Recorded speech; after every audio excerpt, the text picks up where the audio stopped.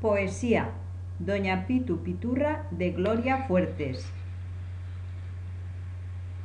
Doña Pitu Piturra tiene unos guantes. Doña Pitu Piturra, muy elegantes. Doña Pitu Piturra tiene un sombrero. Doña Pitu Piturra con un plumero. Doña Pitu Piturra tiene un zapato. Doña Pitu Piturra le viene ancho. Doña Pitu Piturra tiene guías. Doña Pitu Piturra con 3 polillas.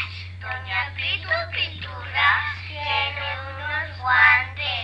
Doña Pitu Piturra, lo he dicho antes.